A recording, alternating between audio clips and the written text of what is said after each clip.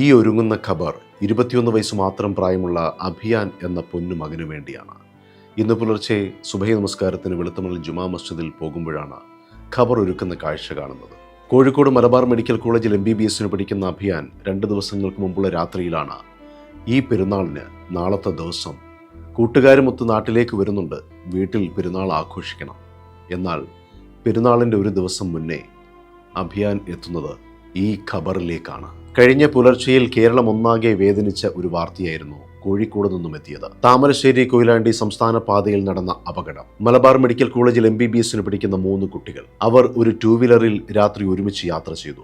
വഴിയരികിലെ electric പോസ്റ്റിൽ നിയന്ത്രണം വിട്ടിടിച്ചാണ് അപകടം സംഭവിച്ചതെന്നാണ് ആദ്യത്തെ നിഗമനം. എന്നാൽ ആ സാഹചര്യം സ്ഥിരീകരിക്കാൻ കഴിയുന്നില്ല. 3 കുഞ്ഞുങ്ങളും തത്സമയം മരിക്കുന്നു. ആ 2 വീലറിന്റെ പിറകിൽ ഏതോ വാഹനം വന്ന് ഇടിച്ചതാണെന്നും സംശയിക്കുന്നു. ഏതായാലും ദുരൂഹമായ ഒരു സാഹചര്യം. പക്ഷെ ആ 3 കുഞ്ഞുങ്ങളുടെ വീടുകളിലേക്ക് പോകുമ്പോൾ കണ്ടു നിൽക്കാൻ കഴിയുന്ന അവസ്ഥയല്ല. പഠിക്കാൻ മിടുക്കരായ കുഞ്ഞുങ്ങൾ, നല്ല സ്വഭാവമുള്ള കുഞ്ഞുങ്ങൾ, മറ്റു കുട്ടികൾക്ക് മാതൃകയാക്കാൻ കഴിയുന്ന മിടുക്കരായവർ. അതിൽ 2 പേർ കരുനാഗപ്പള്ളി സ്വദേശികളാണ്, എന്റെ നാട്ടുകാർ. അഭിയാൻ M റഹ്മാനും നന്ദകിഷോറും. മറ്റൊരു കുട്ടി പാലക്കാട് സ്വദേശിയായ അഭിനവ്. ഒരാഴ്ച മുമ്പാണ് അഭിയാന്റെ വീട്ടിൽ നിന്നും ആ ഇലക്ട്രിക് സ്കൂട്ടർ ഇവരുടെ പ്രാദേശിക ആവശ്യത്തിന് വേണ്ടി കോഴിക്കോട്ടേക്ക് കൊണ്ടുപോകുന്നത്. അഭിയാനും നന്ദകിഷോറും മെഡിക്കൽ പഠനം ആരംഭിച്ചിട്ട് 6 മാസമേ ആകുന്നുള്ളൂ.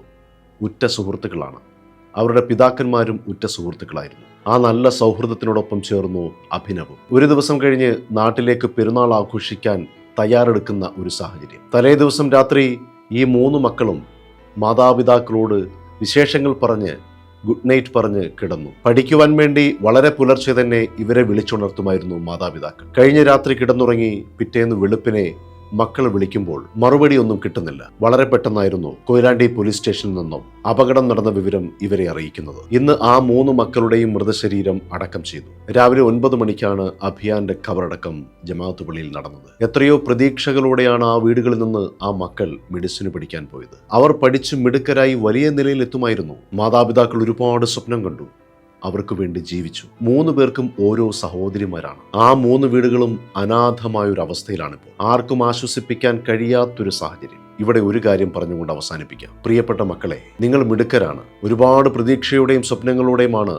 നിങ്ങളെ ഓരോ സ്ഥലങ്ങളിലേക്ക് പഠിക്കാൻ അയച്ചിട്ടുള്ളത്. നിങ്ങളൊക്കെയും ഓർക്കുക, അടുത്ത നിമിഷം നമ്മളുടേതായിരിക്കില്ല. ഓരോ യാത്രയും വളരെ ശ്രദ്ധയോടെ മാത്രമാവുക. ഇന്ന് ഞാൻ ഒരുപാട് ആഗ്രഹിക്കുകയും വിഷമിക്കുകയും ഉള്ളു നീറുകയും ചെയ്തൊരവസ്ഥയുണ്ട്. ആ 3 കുഞ്ഞുങ്ങളും ഹെൽമറ്റ് ധരിച്ചിരുന്നെങ്കിൽ എന്ന്. കാരണം അവരുടെ തലയ്ക്ക് താഴെയുള്ള ശരീരഭാഗങ്ങളിൽ ഒരു ചെറിയ മുറിവ് പോലുമില്ല.